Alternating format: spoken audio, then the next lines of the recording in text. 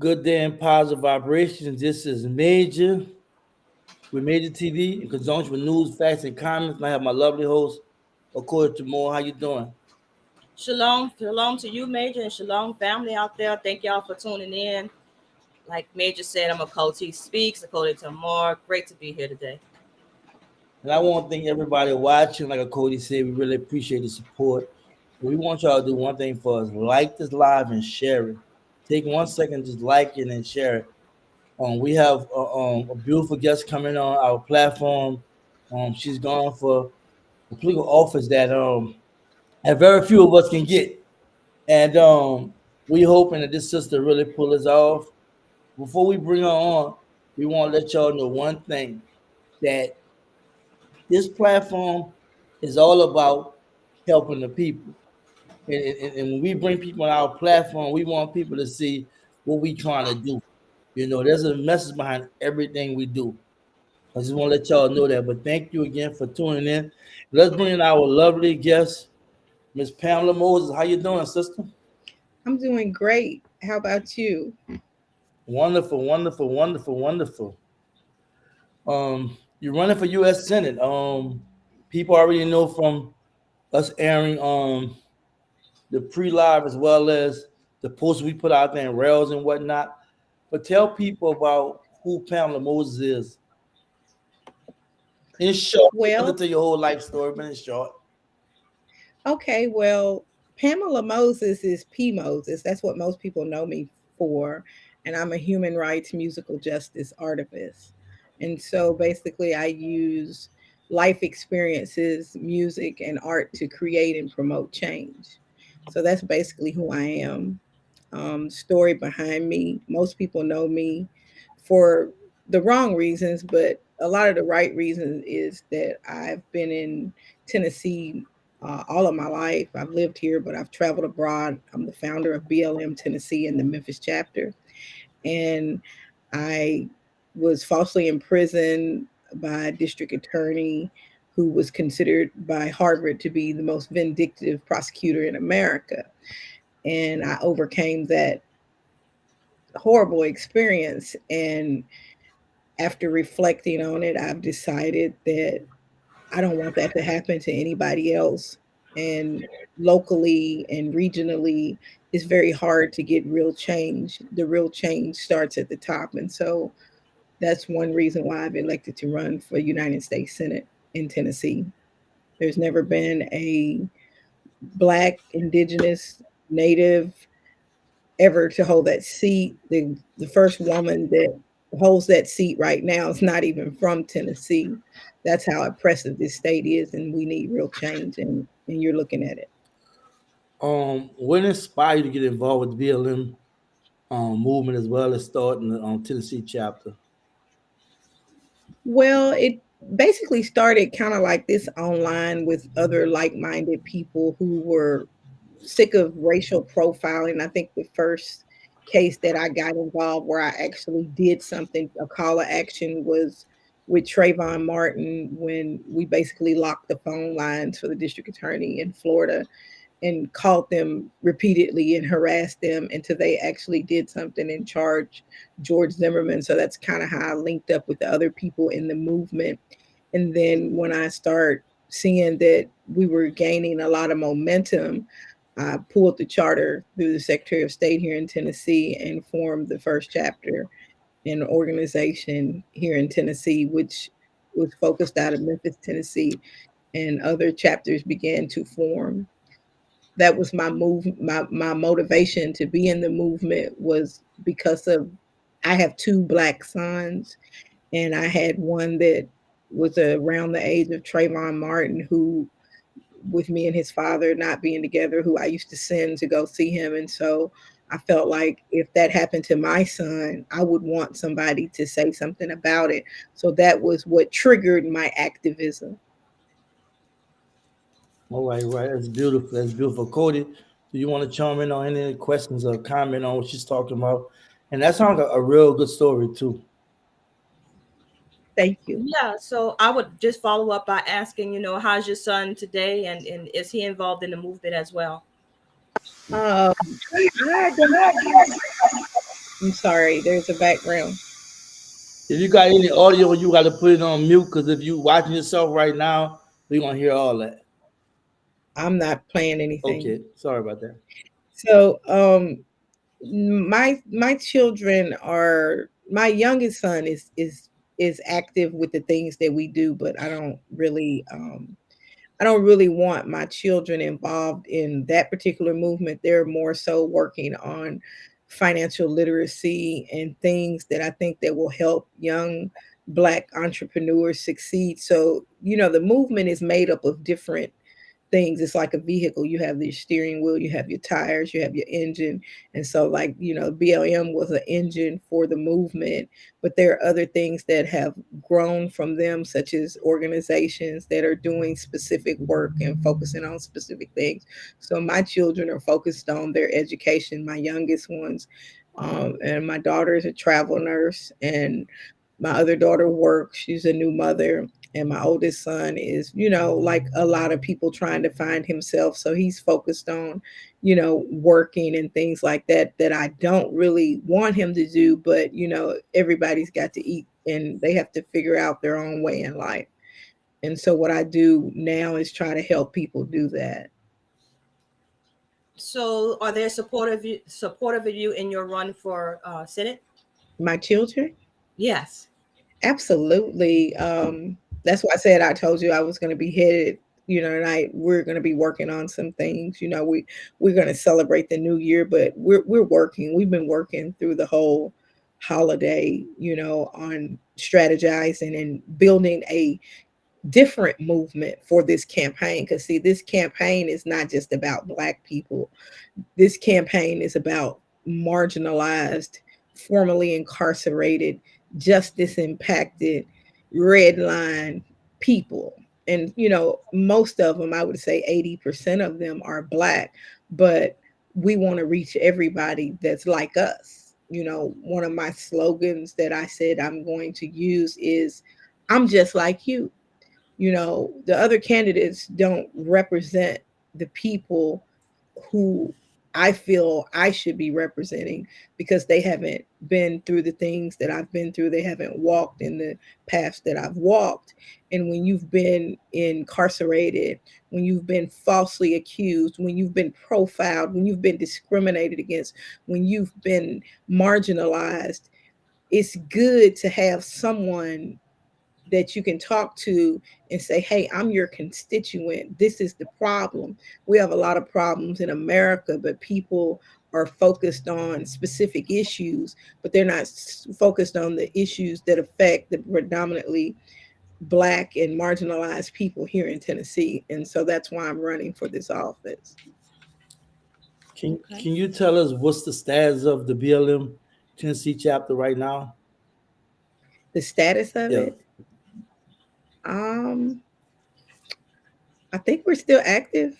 you're not a part of We're it still, anymore. am I a part of it? Yeah. I'm a part of the movement. I don't really associate with the whole network because we don't have the same ideologies and guiding principles. I will always be a part of the movement, but I'm not associated with people in California that have been accused of doing things. I've never really had much association with them. So and Cody likes this question, but I'm gonna just throw it out there now. There's an issue that you was facing, right? And I'm gonna let Cody present that to you because I dropped the ad and what have you about your legal switch, and you talked about it openly when you first started talking. When I talk about the introduction, we'll let Cody ask you that question. We definitely want to talk about that legal aspect that you have been dealing with, a legal issue. Yeah, the false imprisonment for trying to vote and tricking the judge. I believe that was what Cody asked the the question that you had, because she had actually wanted to ask you this question specifically. So, as I was doing my research on you, I came across the fact that you had said that you regretted pleading guilty to some charges, which led us to this whole debacle about you falsely voting or committing voting fraud. Can you explain to the people what were the original charges that you pled guilty to? Well, the original charges it really didn't have anything to do with voting. It was and I don't want to sound, uh, I guess, crazy, but it was a civil and criminal conspiracy in which a judge had me falsely imprisoned for basically standing up for someone else, what I've been doing for many years. And so the judge used the complaint that I filed against her as a weapon to basically retaliate against me. She was a former prosecutor who still knew the current district attorney, who was Amy Wyrick. And so they basically conspired to create this 10 count indictment that I had stalked the judge, tampered with evidence, harassed people, and impersonated an attorney. And none of the allegations were true, but I was being held for 30 days without an arraignment. And when I finally had an arraignment, my bond was set at $500,000. And the only way I could get out at that time was to take the plea, which would allow me to walk out that day, which I did. And so I took the plea to get out because at the time I didn't have enough money for an attorney. My father hired me an attorney, but they were in cahoots with the local political machine.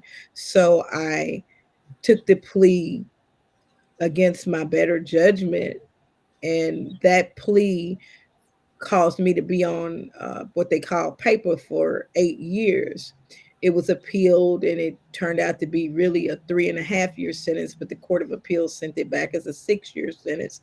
And so I successfully completed everything that I was told to do. And so after doing that, they then, uh, maybe 6 months before the sentence was technically supposed to end, they came up with this theory that I had committed all these other crimes. And yeah, I was then arrested for the new charges prior to the other sentence expiring. So were you attempting to participate in the mayoral race as a candidate at that time when these other charges came about? Yes, I was running for mayor in Memphis. Was that retaliation, you believe? No, it was just basically a way to try to keep me from being elected because I That's believe, retaliation, though. yeah, it is. There's a lawsuit pending right now in federal court, and my attorneys are Rodney Diggs in California. And I don't know if they want me to talk too Oh, much about it. we don't want to Yeah, go too but deep with it. We just want to yeah, answer the questions that our audience listen to because you are running for political office. And yes, and I have nothing to hide. It's there and it's a fact, and we can talk about it. I never had a trial on any of those charges. I just did like 90% of the people who are faced with their back against the wall in the criminal justice system. They take a plea, not because they actually did anything, but it's just the easiest way to get out of the situation where your liberty is no longer in stake, and that's what I did. well, let me chime in on that because that's a true statement in more in a lot of poor communities, especially black communities. There was a movie. I can't remember the movie. Y'all might can tell me the movie in the chat that they had a young lady that was falsely arrested. And they went to the neighborhood and they were falsely arresting black people for crack cocaine. Our homeboy played he played the snitch in the movie. He a big time actor. And I forgot his name, but he been in Captain America and everything. I forgot. I'm trying to remember his name, but he played the snitch, right? They kind of find out. They found the sheriff department was falsely, you know what I'm saying, putting charges on people, and when they go to court, the state attorney wouldn't even try to do nothing. He'd be fighting and pleading with them to go plead guilty. So that's a real case. And at the end, they showed the stats of how many guilty pleas go through go to or entered without no trials and whatnot, and how a lot of people are basically being railroaded because they're poor. So I can really speak firsthand. You know, that happened to me. I played guilty when I was young for auto theft when way back in the day. And again, too, not and also people want to get out of jail. After being out so many Yeah, jail, they want yeah, to I did. leave. I had been And there when I took the plea, I had been there 4.5 months, and I was telling my lawyer, the one, because I had two lawyers, one appointed and then one that my dad hired, but the one that my dad hired, he was dealing with, he wouldn't fight them, and he was dealing with like some misdemeanor or something that I already had. And so he was just like, they just weren't helping me. But I sat there 4.5 months refusing to take a plea. I didn't just roll over. I sat there 4.5 months, and I got a call from my mother, who's elderly, that needed a heart procedure. Because you could get calls from, the chaplain and things in there. And so I called her back, like when I got to use the phone, and she had to have this heart procedure, and she needed to go to the Cleveland clinic, which was in another state, to get a second opinion to make sure that this was something she needed to do, and she didn't have anyone to take her. So I just basically, out of frustration and impulse, put my mother and my children before my liberty. And people have to make that choice sometime, and it doesn't make it right. But that's why I'm running for U.S. Senate, because I don't believe that I can make the changes necessary as mayor that need to be made in this country. There needs to be criminal justice reform. There needs to be people who prosecute, district attorneys who wrongfully prosecute people. That never happens. We just started prosecuting police in the last 5 or 6 years. Police used to kill people and plant drugs, like what you're saying, all the time. But until the movement began and we started shedding light and shutting things down and protesting and showing people what was happening, police were continuing to get away with what they had been doing since police were created. A lot of people don't know police were created to be slave catchers. They weren't created to police us or protect us. They were created to go and catch runaway slaves. That's right. So when you hear people saying defund the police, that was the perspective that we had, that that money could be spent doing more. Like a lot of times a person has to do 90 days in jail and they lose their whole livelihood in 30 days. So then they get out and they put in a situation where they have to break crimes, break the law again and commit crimes that they wouldn't have necessarily had to do if they would have never went to jail. So, until we abolish the penal system and put more programs and things in place that actually restore people, we're going to continue to have things like this happen. That's why I am a advocate of restorative justice. The same person, when I, caught my first case as a young person, it was my son's father. It was a domestic situation, you know, but it ended up with a blemish on my record. But we cool today. So the state made me pay for a crime that really didn't exist, because a lot of times in black communities we need healing, and that doesn't come through a penal system. That comes through conversation and corrections, and that's why I'm running for US Senate. Positive vibrations, everybody out there. Thank you for tuning in. I'm my lovely host of Cody, and I have my lovely guest Pamela P. Moses, who's running for U.S. Senate in Tennessee, and she wanted to come on the platform to really like share her story and get people to support what she's doing. And obviously, the way she's talking, she has a head on her shoulder, and she really talking about some real things that really affect us in our community. Cody, what are your next questions or questions? So you mentioned your platform, and while you're running for Senate, and you also mentioned, you alluded to mental health. Um, can you tell us a little bit about how you plan to institute, or what's your plan to institute mental health advocates in relation to police training? Well, again, I'm not an advocate of police training. I'm more so an advocate for moving funding from police to mental health. For example, the platform that I'm creating, if I were elected, I would have a legislation drafted which would bring mental health hospitals back. The same amount of money that they spend on prisons could be spent on satellite mental health hospitals in which people can really, receive the treatment that they need. because mental health is just like your physical health. It is something that must be taken care of. And a lot of times when people are put in prison, they don't receive mental health. They may get medicine to keep them calm and keep them sedated, but that doesn't address the underlying issue. So back in the 80s, I think it was Ronald Reagan and the Republicans who shut down all the mental health hospitals. My goal, if I'm elected to be US Senate, would be to reopen them and move funding from uh, prisons and policing to But hospitals. I don't. I think you're missing a question though.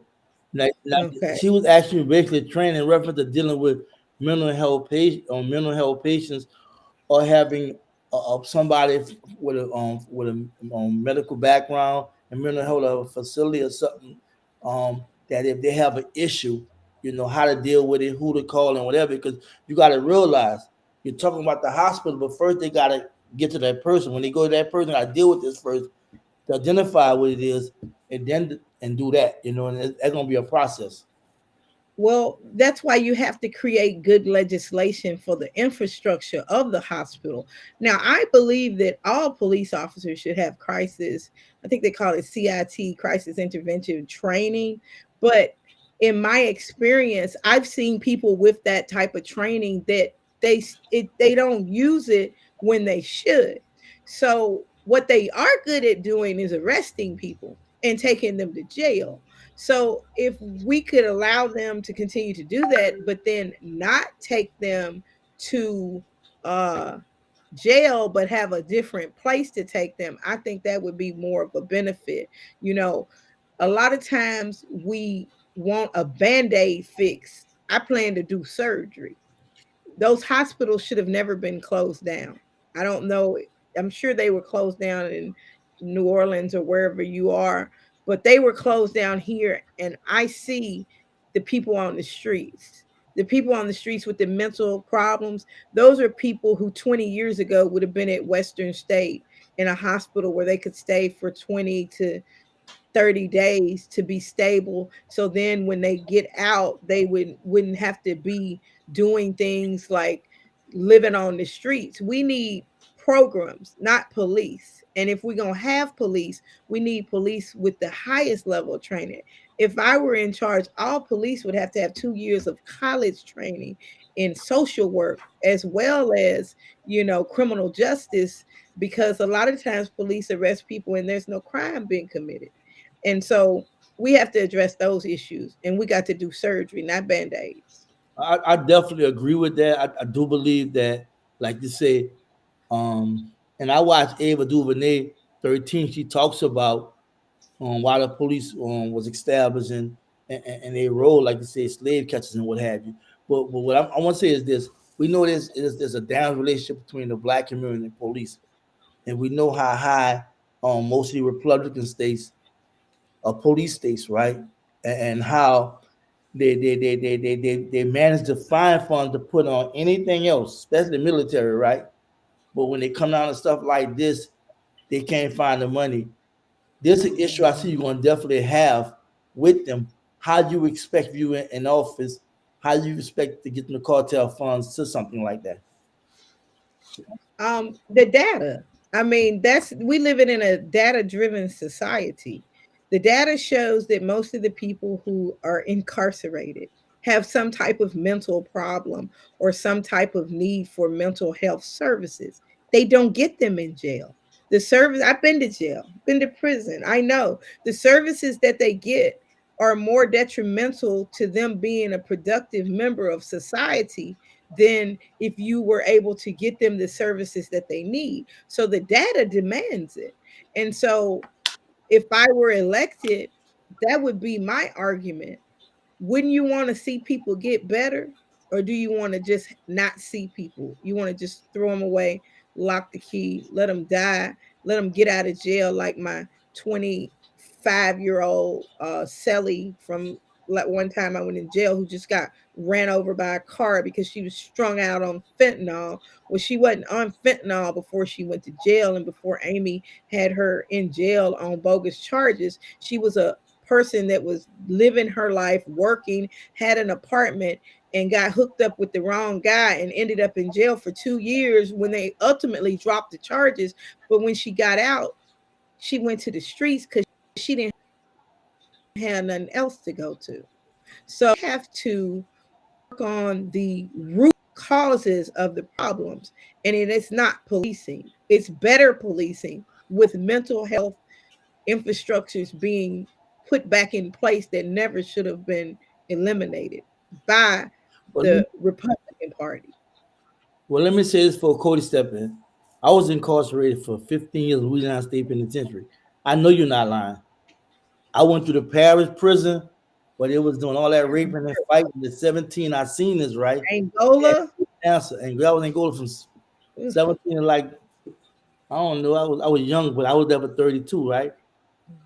And I want, I want to give my. I had a lot of time. I get the time back. I became a little lawyer, But to make a long story short, I watched. And when I first went to prison at 17, I watched the man just go crazy. A black man beating his head on the toilet because he couldn't believe we were like 30 deep in an 18-man cell, right? And they had no answer but lock him up in the cell, what have you. And see, we have to understand. We overpopulate the prison. So that mental health talk, they really not trying to hear because that's what they want. They want to keep us locked up. That's why when they had the trades in prison and the college and stuff, they took it out saying, well, prison living better than on learning and getting a better education than people on the street. That they killed all that, right? So there's no real rehabilitation in the. But when you talk about the mental health, that's a real deal. And for me, they gonna, in my opinion, they always find ways to put the money somewhere else as opposed to where it should be at. So it's a saying, right? We say back in the day, how you can rehabilitate somebody that never been rehabilitated? You know what I'm saying? So mental health is we dealing with changing the psychological slave. We deal with post-traumatic slave syndrome. So most of us already traumatized and messed up. So we respond, from all the racism and some systematic issues as a result of all the trauma and what have you. But I totally agree with that. I totally agree. Cody, you can step in. I totally agree with that. Okay, so you did mention the fact that you were going to be statistic driven and driven by the numbers, but what is your take on many people believing that, number one, we know that correctional facilities and rehab prisons are not doing that. We just testified to that. They're not correcting their behavior. They're not rehabbing anybody to get them situated to be back reinstated into society. So with that being said, how do you give what's your plan to combat those who really want to see this prison pipeline that they really want to see this prison pipeline fed? How do you give pushback on that, because that's about the numbers as well? Well, then you have to look at education. The prison pipeline, people use that term quite frequently, but if you really know what it starts from kindergarten, how they've orchestrated it with these charter schools and things like that. So that's why I would say, you asked me how would I do that. I think that if I get the funding allotted for education, that would be a better sell to get people on board, that this is going to help educate people not to commit crimes. People can say, well, they benefit from it, but right now in Memphis, I don't know who's benefiting from it, but it's just rampant. You can't keep saying that I want to make a profit when you might be like Phil Trinery, who was a billionaire or a millionaire, head of the Chamber of Commerce here in Memphis, who was just walking down Main Street downtown in front of $1 million houses and got his brains blown out. Okay. So you can continue to put profit over people. It's not going to work because we're at a crossroads in America where everybody got a gun. And we see what's going on in Palestine and Gaza. People aren't going to continue to be oppressed. At some point, people are going to push back, because I would say that there are more guns than there are police in this country. So if we don't want to have anarchy, it's best that people work across the aisles to come up with real solutions that benefit the humanity of the people in America. If you want to see change, you got to really want it. If they don't want to see change, if they want to continue to invest in the prison pipeline and send people to prison, just know every criminal got a victim, and you might be one. That's how I talk to the people here locally. You don't care about funding education. You don't care about funding neighborhood programs. Well, we'll let Ray Ray and Pookie come and rob your ass. Then don't be saying, well, what happened? Well, you put all the money in police, and the police are scared of Pookie and Ray Ray because all of them got AK-47s here in Memphis. I'm just trying to be real with you. Either we're going to work towards restoring a civil society, or we're going to have anarchy. So you mentioned funding education. What type of programs are you looking to fund? Is it you explain to me, because we know that we understand that the education system is basically supported by property taxes as well as federal matching dollars. So what type of additional funding are you looking to pass? What type of legislation are you looking to pass to get that additional funding? Well, I'm writing legislation as we speak that encourages entrepreneurship and financial literacy in elementary schools. One thing about, Jewish children, and I know this because I've been around a lot of Jews. My father's attorney. I used to talk to him once a week when I was little, and he would go to the office. Jewish children, they learn the value of money before they get to school and learn how to count. So, we have to reinvent a society in which our children are aware of what they are supposed to be doing to be successful before they get to the school. The school doesn't really do anything but teach the same thing every year, and then they add more stuff to the curriculum. Now they got them learning Common Core. So the legislation that I would propose would basically be like, if you can play Monopoly, you can draft a business plan and create economic development and opportunities for communities. We live in a community which is predominantly Black, but none of the businesses are owned by Black people. They're owned by Arabs, they're owned by Koreans, they're owned by Vietnamese, they're owned by white folks. And we're the main consumers spending that money. So until we teach our children who are learning how to add and how to subtract. I'm learning how to add and subtract for a reason. I learned graphs my whole life, and I never knew what the purpose of the graph was until I got into the stock market. And I was like, oh, they never told us that we could use the graph to learn how to trade. So those are the type of legislations that I would be working on passing as one of 99 senators in the because there's only 100. So as one as 99 senators, my one vote is going to be important, because I'm not going to be looking at it from a Democratic or a Republican perspective. I'm going to be looking at it from a people's perspective. What is this going to do to benefit my people? And that's the type of legislation that we will have for our youth to make sure that they're successful at an early age. No child left behind. Ain't that what Bush said? Yeah, that's really making no child left behind. Right. I agree, sis. Yes. Positive vibrations to everybody. Thank you for tuning in. Please like and share this live. I have my lovely host, Cody, as well as Pamela Moses, running for U.S. Senate, and she's really knocking the ball at the park. I'm loving her answers, but we have a list of questions, but I'm kind of fast forward a little bit. Can you kind of give us an overall idea of what your campaign look like if you was in office, and or what you're trying to push and what have you? Because you're touching on it, what have you. We could probably go through some of our questions regarding it, but I want to know some of the fundamental things that you really stand behind and you would be pushing. Well, one of the main things that I think is very important with, just here in the last week with Sean King, someone who is like a movement person who was influencing people to pay attention. Instagram took his page away from him, and he had 5 million people who he reached with the click of a button. Freedom of speech is very important to this campaign. So this is not going to be an typical campaign where I say what you want to hear. This is going to be a campaign where you hear what you need to hear.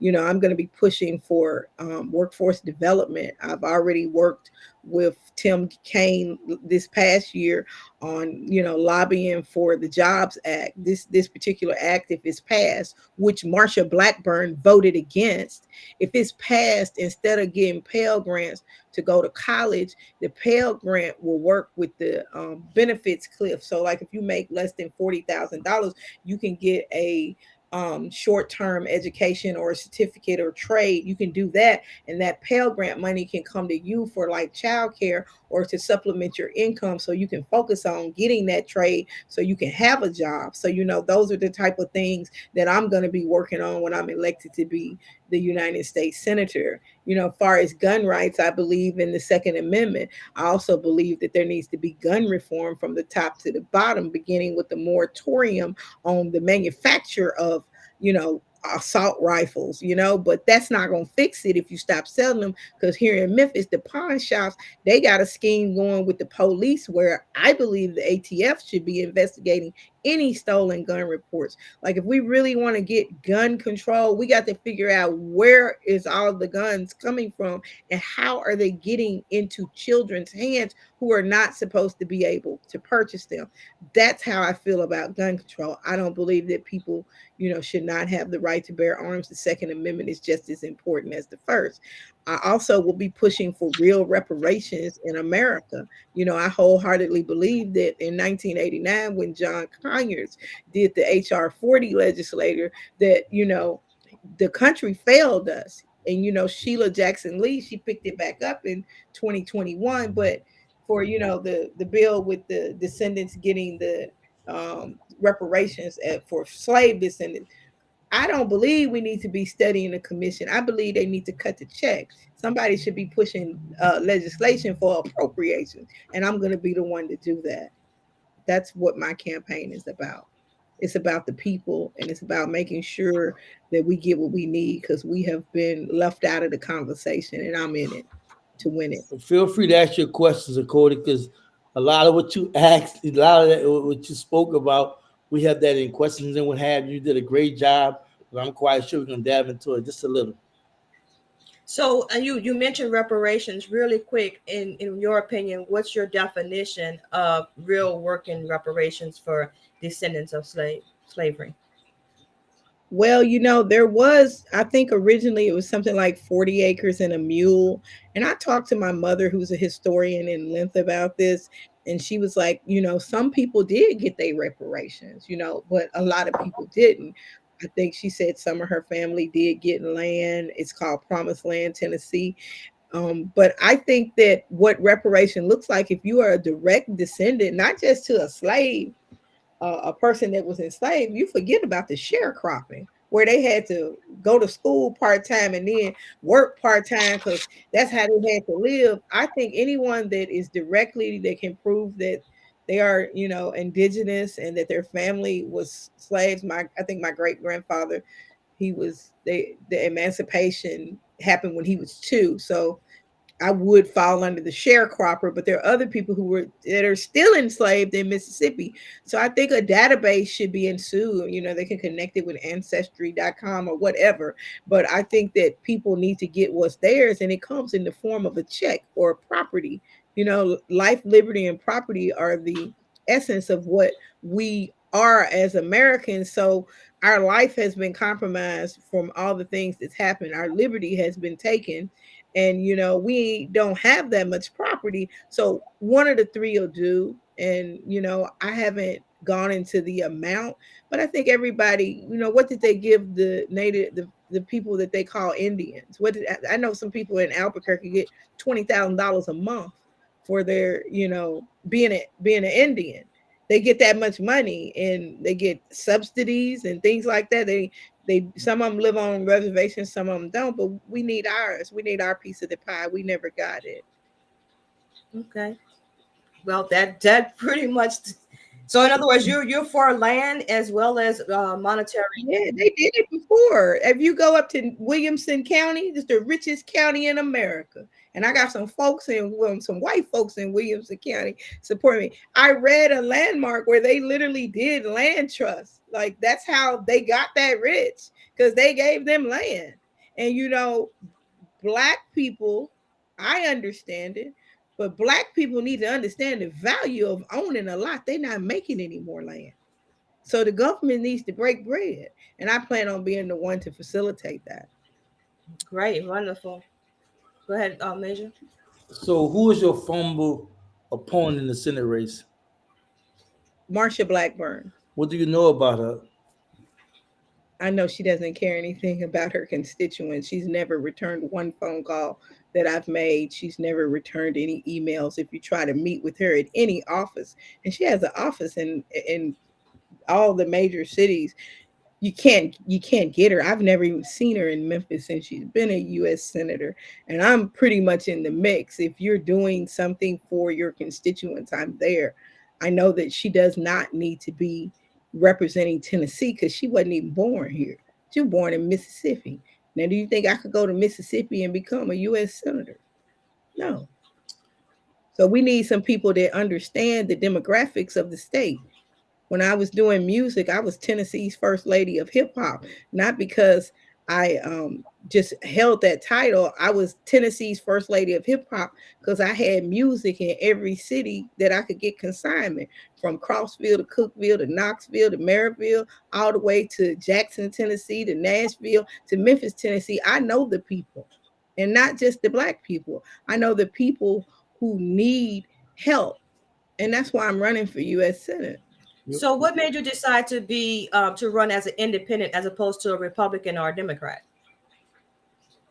Because I was a part of the Democratic Party for over 30 years. I was a part of the Young Democrats growing up. When I was at the University of Tennessee in Knoxville, where I received my bachelor's degree in political science, I was a part of the democratic process. I was a commuter senator for the Student Government Association.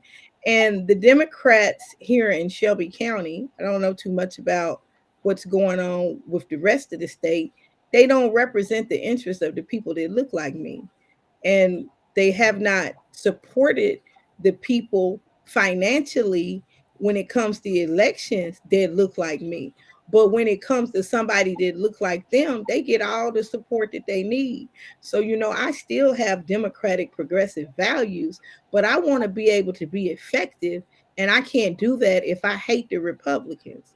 The Republicans need to feel comfortable knowing working with Pamela Moses as a U.S. Senator means that we're working for the people because she's not caught up in the partisan and politics that go on with the parties. The Democratic Party has not elected a U.S. Senator in 30 years. And that was probably when I first voted, Al Gore Jr. That's the last time. He was the former vice president of the United States of America. They have not elected a senator in that position in over 30 years. Am I going to continue to work for a party that can't get the job done, or I'm going to try to do it myself and hope that people will get behind me who really want to see change? That's why I'm running as an independent, because I don't want people to feel like they have to be affiliated with me to support me. Support me because I'm going to be working for you, the people. I want you to give me a strong sales pitch in reference to why people should vote for you. I do believe before you say anything, you did a wonderful job in expressing yourself and holding your own. I think some of the questions were a bit tough, in the sense of, and I say tough, not us being antagonistic with our questions, but going there with a couple of things and what have you. And I think you came out, the fire pretty good, responding, but straight from the chest, how you why people should vote for you. Why be that person to lead the people? I'm why the people should vote for me because I've been a volunteer for many years. I don't work for anyone other than the people. I've always helped people. And a lot of people get into politics to make money, to be seen, to be heard. My reason for getting into this race is to ensure that the people have a voice at the table. And the reason people should support me because I'm the best candidate in the race. The other people have the same interests, the same alignments, and they get their money from the same people, the NRA, the corporations. I'm not getting any money from anyone other than the people that donate to my campaign. I'm not accepting money from anyone that doesn't understand that this campaign is not about me. So if you want to choose someone that you can call up and say, I don't like what's going on. This is what I think you should do. I'm the person that's going to answer the phone. I'm not going to ignore my constituents. So I would say if you really want to see real change, not just in the state of Tennessee, it's a statewide race. But this is going to change the fabric of America. And if you want to be a part of it, there's no one else to vote for. How people can support you, how they can donate to you, how they can follow you, um, your um, your website, social media, place to donate. And I have a lot of it already in the description, but I think you need to reiterate that to the people in a very profound way. Okay, so what I'm doing is I know that people are hard on hard times because I've been on hard times. I'm just asking everybody that likes what I'm saying, who wants to support me, to first get registered to vote. That's the main thing because a lot of people wait. Get registered to vote now. Check your voter registration. Know where you're supposed to vote because on November the 5th, we're going to change the fabric of America from Tennessee. And so if you want to donate, if you have $1, you can send it to Cash App, $ P Moses, PMOSES. If you want to send more than $1, we have an Act Blue. I have a page. All you have to do is put in Pamela Moses, that's Moses, just like the Bible, the one that departed the Red Sea. You go to Act Blue and you can donate. If you want to be a part of the process, then we have a page on Facebook called Formerly Incarcerated Folks for Moses. You can fill out the Google form to sign up. We meet every Sunday. We've been meeting for months and or weeks and months, and you can sign up and you can be a part of it. I'm looking for one person or 1 to 7 people in each county because we're going to go to all 95 counties. The other 2 people running or 3 or 4, they're not going to do that. They don't have the time to do that because the Democratic person that's running, she's going to be in legislature. She's supposed to be working for us as a legislator, but she's not going to have time to go to all 95 counties. So if you're in Tennessee, that's how you support me. Register to vote, donate, sign up, and most of all, on November 5th, go vote Moses 2024. Before I let Cody come take over everything, I got to say this though, right? Real talk. There's a big issue about self determination in our community, right? Whereas we're talking about turning naked eye on a political system that haven't worked for us, right? And try to establish our own, right? And it's easy saying they're doing, but you have people out there doing it. And for me, I'm open to everything myself. I'm not starch on nothing. I'm open because I know our people sacrifice to they create this country first. They sacrifice for us to have some of the rights we got, even though it's been watered down. How can you convince people that they still should believe in having a political verse? Because that is an issue in our community. A lot of people have gave up voting. You know what I'm saying? Yeah, and that's a problem. I meet a lot of people that say I don't vote, and I'll say why? Cause I'm a felon, or they gonna put who they want to put in anyway. And so people have been conditioned to believe that, and that's another reason why I'm running. I want to know if the political process is a farce. Does it really work? Do the people really have the right to say who they want in charge? See, what people fail to realize about government, the government is a democracy, and the people are what make the democracy. We, the people. So the people should be able to decide. And if we have so many laws that disenfranchises so many people that they feel like that it doesn't matter, then I do understand what you're saying. But self-determination is a basic human right. I'm not just an activist, I am a human rights activist. So I understand the fundamental freedoms that people aspire to have without, compulsion and coercion. But, as far as the political statuses, people who want to see change, they have to get some political power. You got economic power, you know what I'm saying? You got uh political power. It's either or. You either have economic power or We should political have power. both, personally. You should, but you need the political power to set up the stage for the economic power. Right now, a lot of people don't know in 2025 there will be no more gas cars that come off the assembly line. Why?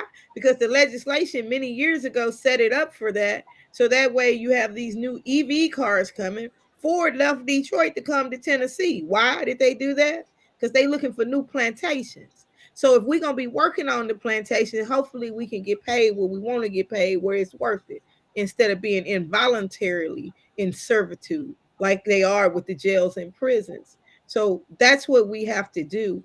If we want to be self-determined, we have to take the initiative to do what worked in the past. What, John Lewis, died fighting for our voting rights. We can change the world with one vote. One vote for one person can change the world. And if you don't think that that's possible, I ask you to look at the apartheid in Africa. Nelson Mandela spent 27 years in prison, but he ended up being the president because he never gave up hope that we could attain political power. And I don't want to spend 27 years doing the work that I'm doing and my people not obtain any political power. Whether I win or lose, I want people to know that there's a process. And if we work hard, like we did to build this country, we can rebuild the American dream and make it work for us because it's not working under the Democrat or Republican Party. Thank you for that response. Well, I just want to just add into that.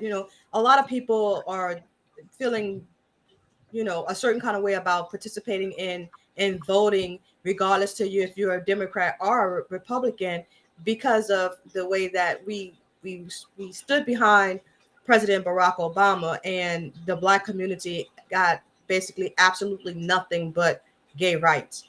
Cell So phone, cell phone. and cell phones and gay rights. And so I think that a lot of us feel like our votes were wasted on the first Black president of these United States, and have become, like, not interested in participating in the political system. So what would you say to those individuals to change their minds about participating in the system after such a letdown from the first Black president of the United States? I would say I'm not Barack Obama.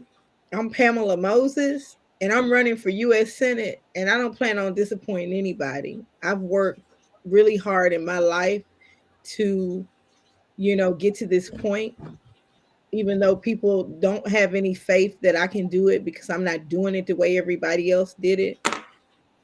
I am not just a Black woman. That's one fragment of who I am. Sometimes we get caught up in race, and we should be looking at the spirit and the character of the person. I am a Black, African, Jamaican, Palestinian, Lebanese, Irish, Jew. That's what I'm made of. And I grew up in Baptist churches because my mother, that's her thing. My father is Episcopalian, so when I was with my father, I was there. I'm a very well-rounded person. I'm an interculturalist and a musical justice artist. I've traveled the world, and my legislation is not going to be based on race. It's going to be based on need, and our people need change. And that's how I plan on running my office once I'm elected to be the United States Senator from Tennessee. I'm going to step up and do what needs to be done for all the people, black, white, and different.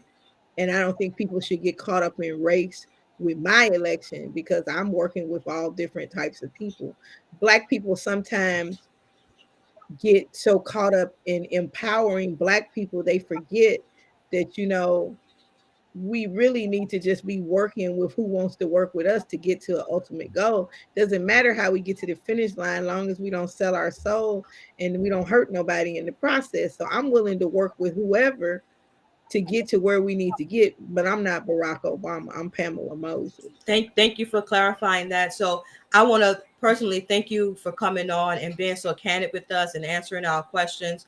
I pray that you have much success in your campaign, and just want to know if you want to go ahead and engage with the audience, the members of the chat right now, and see if they have some questions to ask you. Are you down for answering some questions from the general public out there? Absolutely. I got about 5 more minutes and then I have to jump on something else. All But right. sure, I'm here for the people. I want to know what the people want. That's why it's very important that anybody in Tennessee, we're doing coffee clutches for the next 90 days. That means that I'm coming to your city and you bring 10 people and we're going to sit down and talk just like this about what issues are plaguing you the most. And then when I get the information, that's how I'm going to continue to formulate what my platform and my campaign looks like based on the needs and what people are talking about. Okay. We won't hold you up. You got getting a lot of compliments and what have you. So we're gonna start with Lisa. Lisa say this is dope. I've been away for a while. I'm tuning in for this one. Grateful to you for using your platform to spread awareness about who's running. Pamela Moses, good people. I live down the street from this queen here in Memphis. I'm so happy the DA dropped her charges. As Pootie That's what Tank it is say. Thank you. Pootie Tank, Pootie All Tank in the right. Shout building. out to Police. Real Yeah. talk. Real talk. Um, hey, this is so dope that Pool Tank is back. All right, they was responding to that. Pool Tank responded back to them. Kanita, she was facing 6 years and she has been battling for a long time. I pray she accomplishes what she is going after U.S. or United States Senate. That's what's up. That's what's up. On to have a watch later. I've been heading to work. Thumbs up. Thank you so much. And I'm just pass to somebody. Someone just comments or what have you. So all right, y'all can read. If y'all gonna want to read, y'all want to read it because I'm gonna read the long ones, not the short ones. The shout out to Kanita because I'm coming through. Homeless CEO. I put that up there. My bad. Salute April. Salute. Shalom, sister. Yeah, it's a bunch of comments. I won't lie. I think you need to come back too. I think Hashtag vote it's in your Moses. All artist. right. You need to spit some lyrics. You know what I'm saying? You got some lyrics from me? You gonna spit some? I don't usually intermingle the two, but I can just say, um, vote for Pamela Moses for the people. We're gonna work for the people. And yeah, I thank y'all for having me on here because this is what this campaign is about. It's about talking about the things that they don't want to talk about. They want to distract us. So, we have to stay focused and know that we are more dangerous and more, impactful as a group. You know, there are a lot of people who are in jail, but if every one of their family members that spend $500 a month on Global Tel Link phone calls go and cast a vote for me, then they may not be in those situations much longer. I'm for reprieve. I don't think people, unless they're a danger to society, should just be incarcerated like that. It just causes more problems for the children, for the family that really need them. We have to work towards restoring justice in America, and that's going to happen by changing the players that are making their lives so hard and changing the legislation that is drafted today. The legislation we draft today will affect people 10 to 20 years from now if it doesn't get drafted we'll still be in the same position. Well, sister, I do hope you plan to put your pen to paper and push these people in the House to pass that Senate bill, that House Bill 1040, and put it to a vote on the Senate floor. I'm really looking forward to you getting in there and pushing that for sure. Yeah, and we may need a new one because that one only does the commission to study it. We need a bill that's gonna appropriate funding, not study why we need So reparations. you're gonna write that bill up for us from coming from the Senate, right? Absolutely, absolutely. And I'm gonna get Haggerty to co-sponsor it with me. I've already met some of the people who are the players, and even though he's a Republican, I understand him. He's a businessman, and so am I. The people's business is just as important as China's business. you know? So I plan on working across the aisles with people, and I appreciate your support and I appreciate you having me. I'm very honored to be here. This is one of our first interviews to kick this off. So y'all are making history All right. right now. All right. Her story. I like that. I like Again, that. the ancestors say, "What's up, brother Major, Queen Cody, Pamela, and run B1 first." I'm gonna run through this because I know you have to go. But he on Pooh Action on volunteer campaign location where you like to help. He would like to help. Where's your campaign Yeah, volunteer location? just go to well, we're virtual right now. We haven't opened up a headquarters. When we get enough money, I guess we'll do that, but we're working virtually just like this. We meet weekly. I'll probably have a space, but I'm not going to disclose that until after we formally announce. But if he would like to join the campaign, we have a website. It'll take you to the page, but it's www.pamelamosesforsenate.com.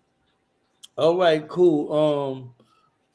Thank you again for coming through. I don't want to hold you up no more. I don't think there's no questions out here.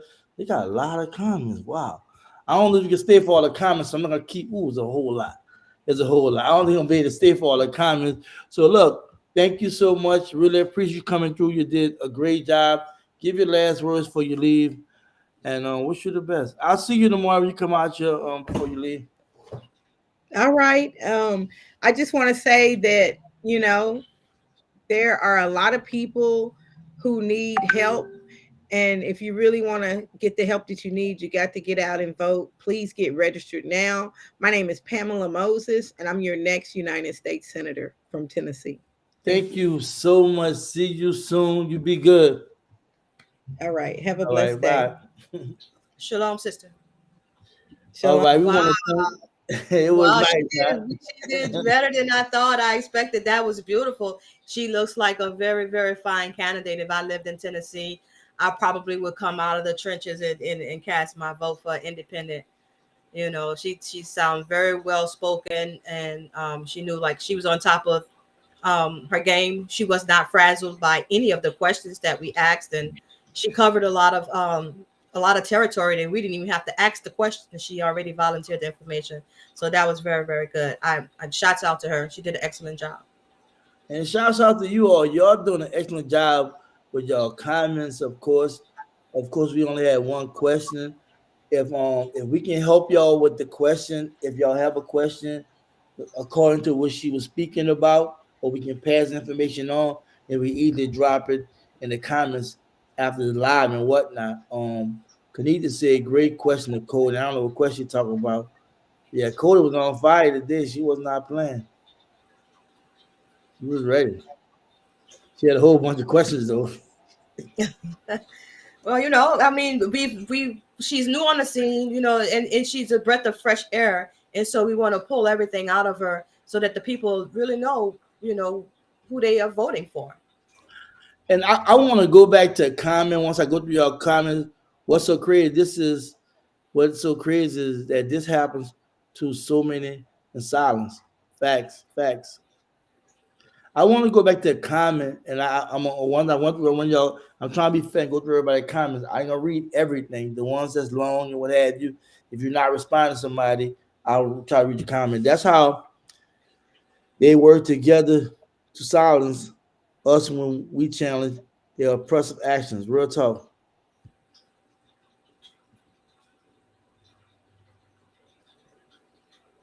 And I really appreciate y'all comments. Real talk, I really do. Excellent here in Tennessee. The court and judges are crooked, as almost everywhere. Yeah, a lot of responses. Start reading, Cole. You can read. You want to read now? So why stop me now? That looks like Pootie Tang saying that he had to take off because his plane was ready. He was headed back to Memphis. All right. That's what's up. Thank you for coming through. Really appreciate that. State-funded long-term mental health facilities that would also help address the chronic homelessness as well. Yeah, a lot of people are homeless because of their mental capacity. You know what I mean? So, yeah, that's a good point. Our own code, our own, our own Our on code own code professions are to spearhead mental spearhead health. mental health institutions as well. Yeah, Facts. thanks for your comment, Lisa. And I Glad want to you go were back with to us. Lisa's comment too. That's why I want to go back. She had left a comment when I initially started the live, and I want to talk about that. I additionally opened up about it, but I definitely want to put emphasis on it because I want people to know what we all about. Yes, and you said having a pulse on the streets. Yes, yes, I agree. Hospitals and schools should never close completely, just be revamped. Mm, the Bridge Club coming through. Bridge What's up, Club in the Bridge? building. Shout out to Bridge Yeah, Club. real talk. Leaving biases at the door before coming to work as well. There needs to be some kind of protocol to ensure this. And that's why it's so important as a community we step up because I really want her to ask another part about how we so politically removed because of so many injustices and inequities and what have you. And I'm glad she responded with shit. That's why I say I'm not a stark advocate for anything. I support what makes sense. And I do believe self-determination is a big deal for us. But at the same time, I also believe that we have to have structure with it and we have to really get some momentum with it. And look like we are getting a little momentum. I'm not gonna say we not. We are getting momentum. We need to put more collective focus on mental health reform instead of telling people to pray about it or thinking it's not our problem. Facts. Y'all entertain. I'm really enjoying the energy. Y'all really They coming were, tonight. yeah. The Yeah, chat was actually listening. They were listening and engaging. That's yeah. awesome. So And I want to thank everybody, man. Y'all participation. I'm sorry to pull off that fast. Y'all participation is beautiful. Can't figure it out on purpose. All right. Let's get it.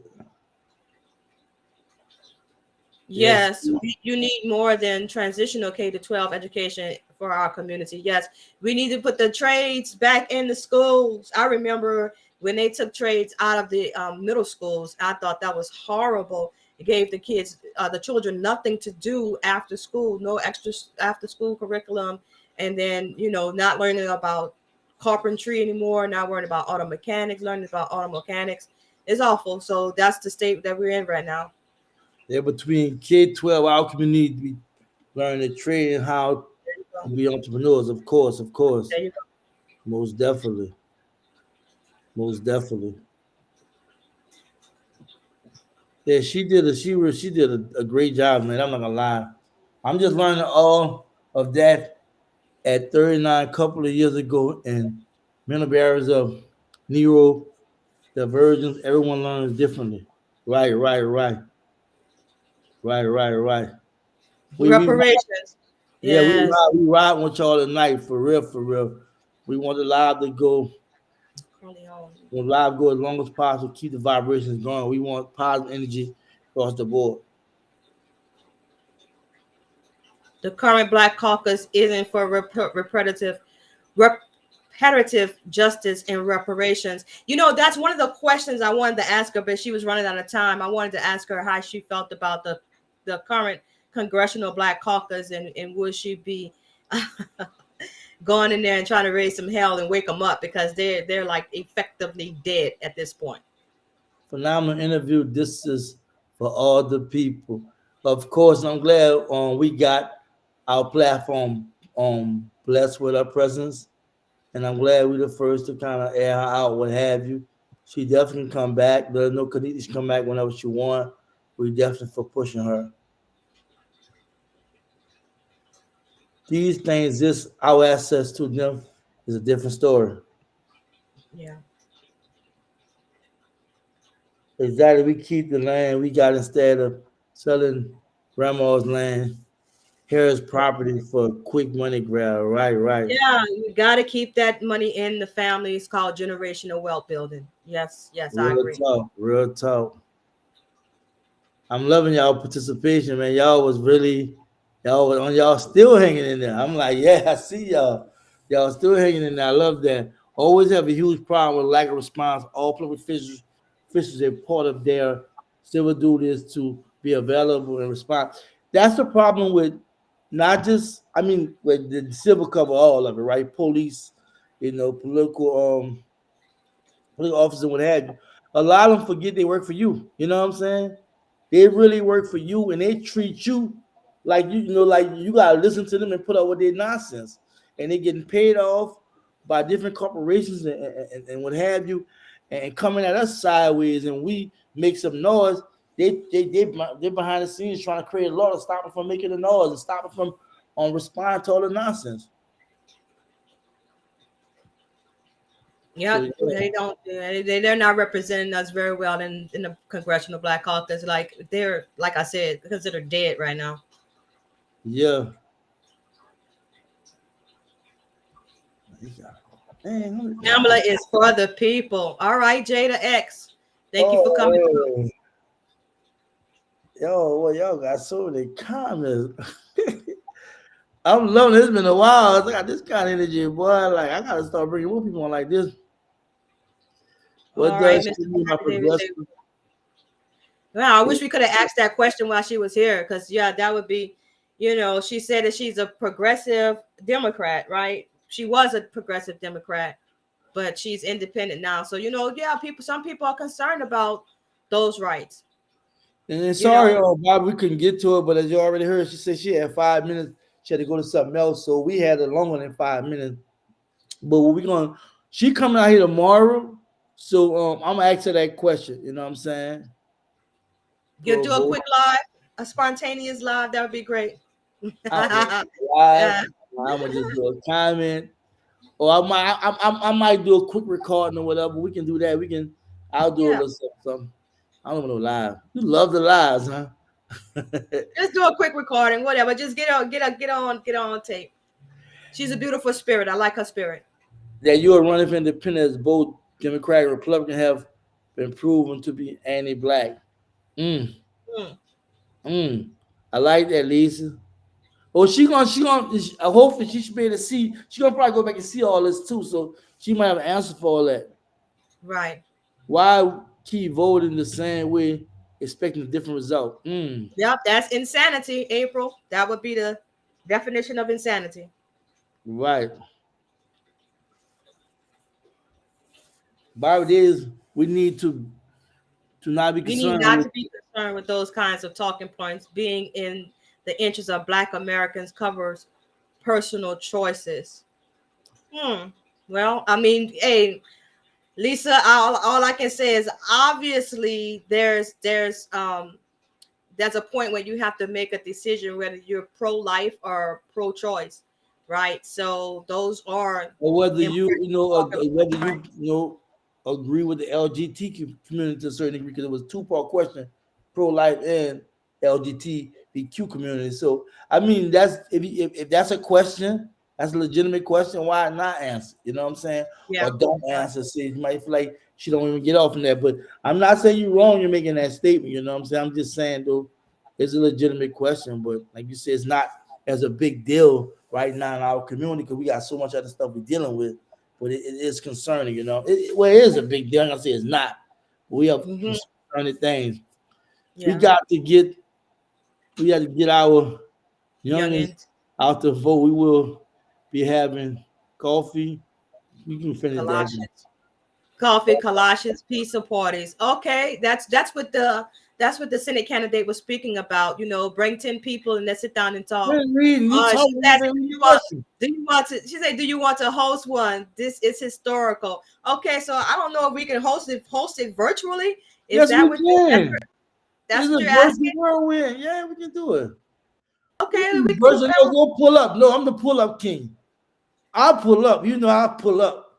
So yeah, we can go. She might go. I can go. Just let me know when it is. Give us a day.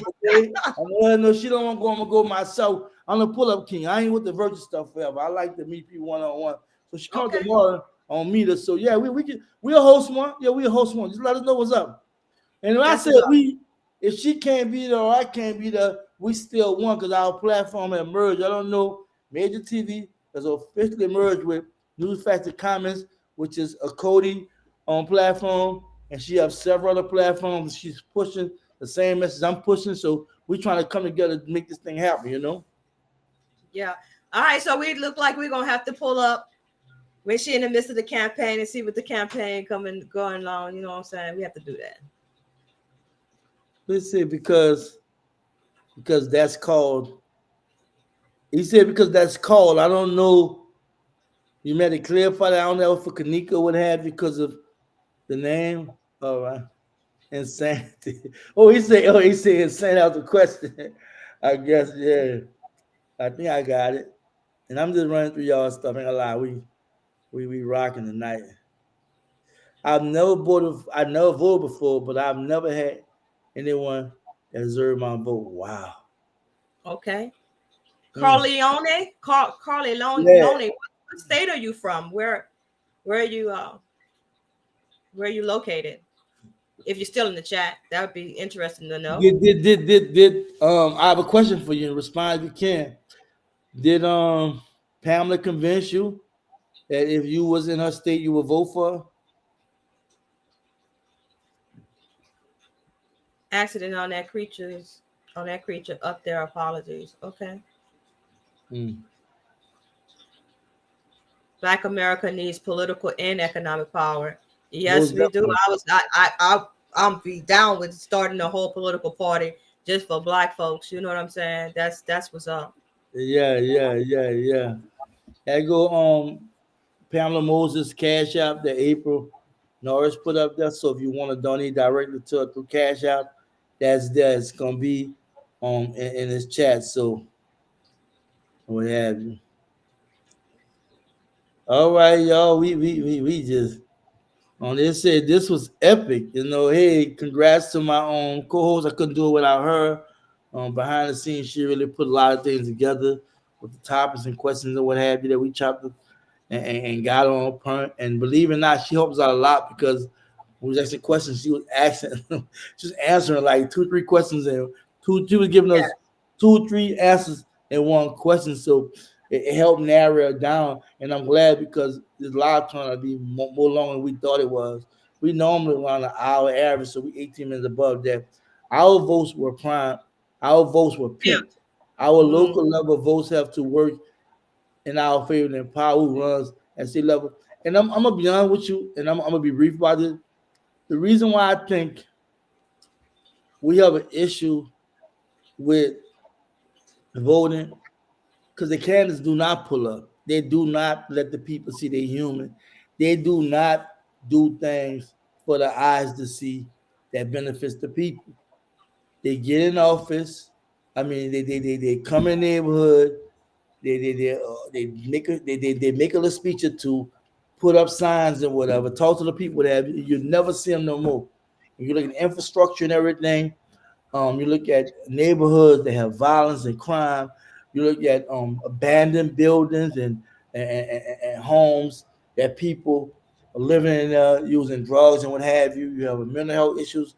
You have all kind of stuff, and they don't never address it. You know what I'm saying? So yes, they do pimp our vote. You know, and it's gonna take we as a community to make a change. At Major, read that for me.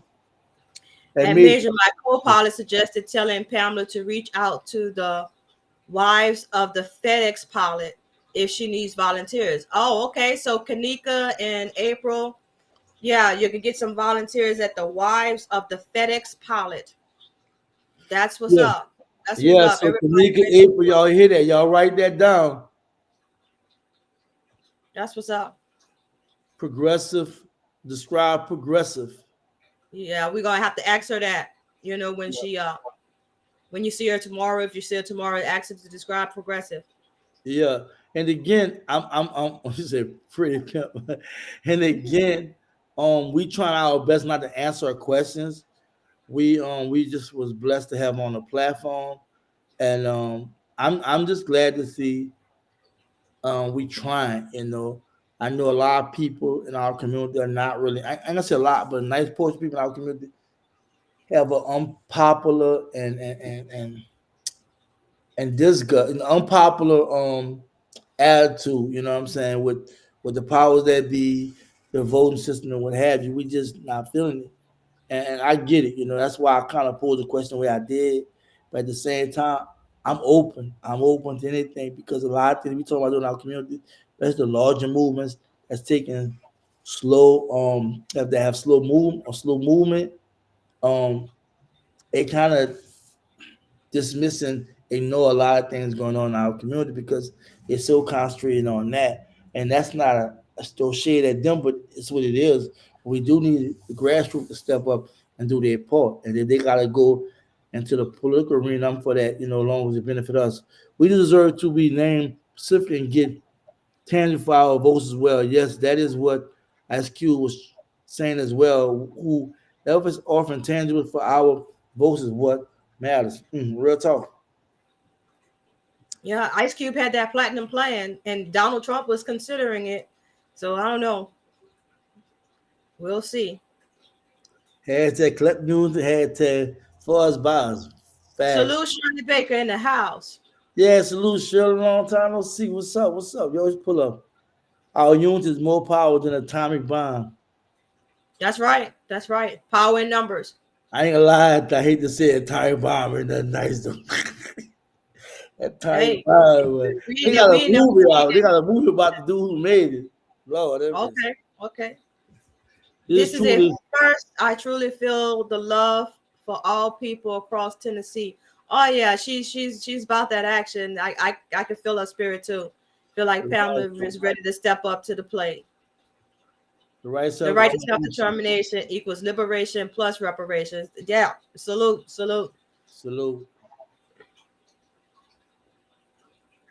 Oh, you quite You welcome, want to April. read when I read, you want to read when I read, but you don't want to read. Thank you, Major and TV and Major TV and Nicole. Thank you, April, for Thank you for so for, much. uh, Yeah. for your participation in your help. Beautiful Beautiful interview. interview. All right. We trying. All We together now. need any more studies. No, we don't need no more studies. Like, we don't need no more studies on reparations. Like you say, Lisa, cut the check. Yes. Cut the check. Oh I yeah, agree with y'all, son. Thank y'all. Thank you so much for all love and support. Y'all coming through, man. Y'all coming through. Mm. that. Hmm. Man, they got what I'm talking about. They keep responding. Man, look, I don't know. It's okay. It's okay. Look, everybody in the chat, we love y'all participation. We think y'all are engaged in the political process, and if you are in Tennessee, please consider, following Miss Pamela Moses and supporting her if you feel like she can be the change that we need coming out of the state of Tennessee. I we wish may y'all have the best. We may have a back on the platform. I did offer for to come back. I am in contact with Kanika in April, so it won't be hard. I'm quite sure because y'all get so much positive feedback. Then y'all did have questions. I was about to say y'all didn't have any questions, but I wasn't looking at the chat so much. I seen a lot of good comments, but y'all had some good questions for her. And I mean, I wish she could have stayed. But next time we'll take calls from the audience and from the chat instead of us running up the questions, because we pretty much ran the gamut on the questions. Yeah, at May TV, let's talk. Where you have if she want to come back, yes, she want to come back.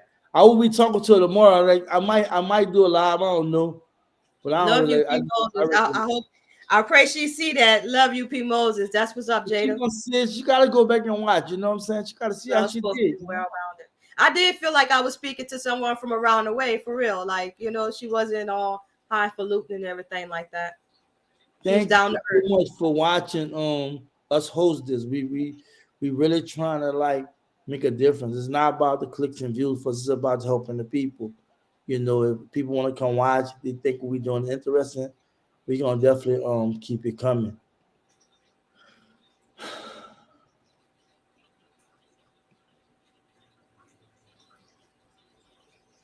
Our community needs strong families, fathers, mothers in the home. Real talk. I've become more empowered at the local level in my city. I become moderating important conversation. Well, come on the platform, Lisa, and when you're ready, and share your story where we can create better content, for the Well, platform. tell her where you can be reached at, so she'll know how to get in touch with you. If anybody will have someone that they know that's maybe running for office or ahead of an organization and they want their organization to be out there, you can reach us at what you want to give them your email address or Major TV Let's Talk at gmail.com, or Cody Speaks at gmail.com. News, facts, and comments. No, news, facts, NC, news, no facts news C at newsfactc gmail.com. at gmail.com. Right. Won't you So write that? Won't you just write that in the thing also? I wanted to put a description of the video, but it was too much. We have enough of fonts. We have no more space for it. But we always try to put out social media, because even if you can't email, you can DM through social media too.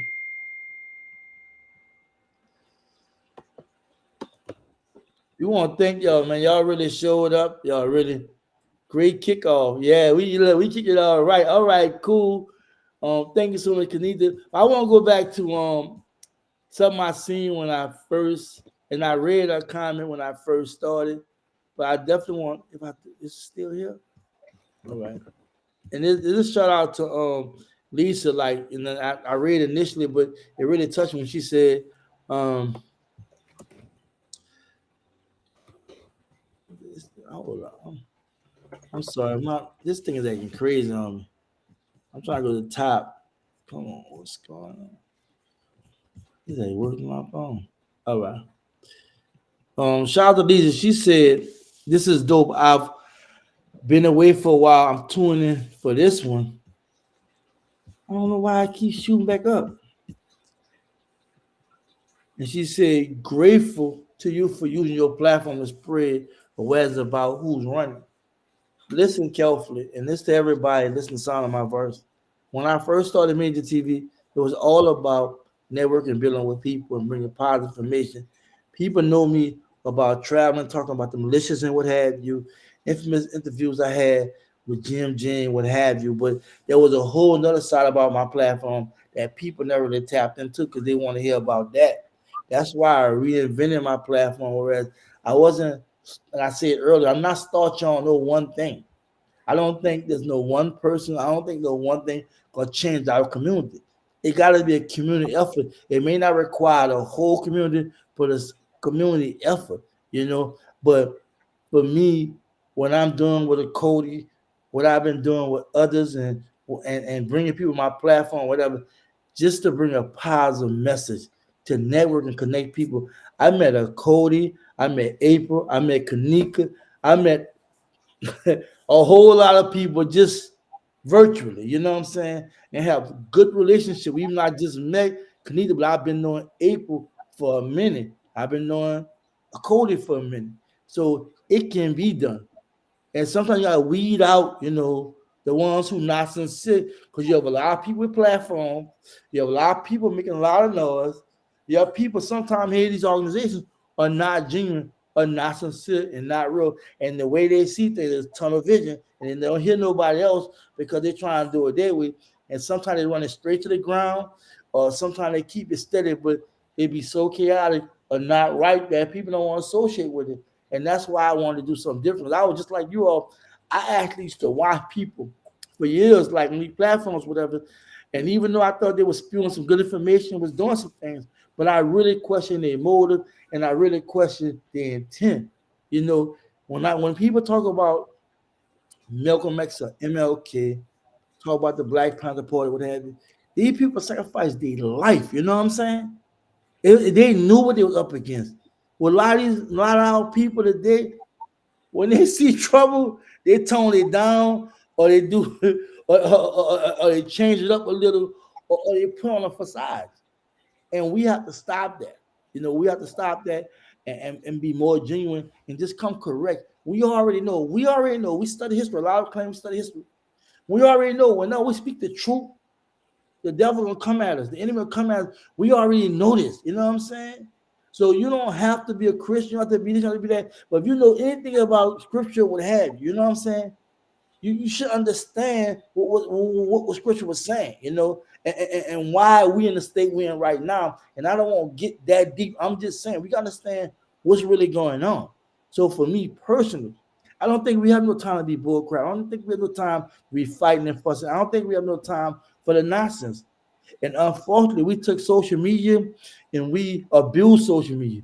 We're more comical, we're more messy, we love the drama, and we not weaponizing when we making sure we're getting messages out. Kudos and I applaud people that's really doing the work. But a lot of us is full of BS.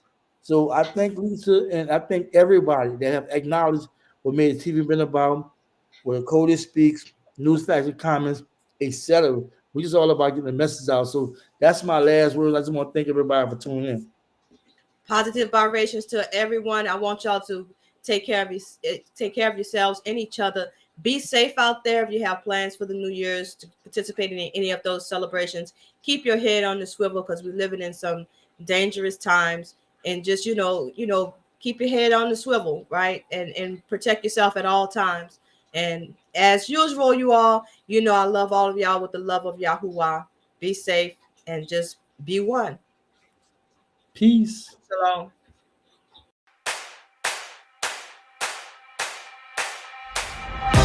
One for the money, you know what it is. Two for the show, yeah, we shut it down. Three, just to make sure you ready. Four, let them know that we run this town. One for the money, you know what it is. Two for the show, yeah, we shut it down. Three, just to make sure you ready. Four, let them know that we run. Ladies and gentlemen, welcome. You are now tuned in to the greatest. The greatest of all time. The greatest of all time.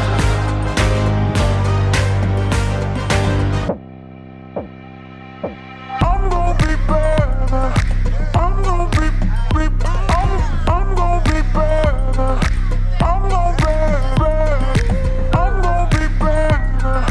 I'm gonna be I'm gonna be better. I'm gonna be better. One for the money, you know what it is. Two for the show, yeah, we shut it down. Three, just to make sure you ready. Four, let them know that we run this town. One for the money, you know what it is. Two for the show, yeah, we shut it down. Three, just to make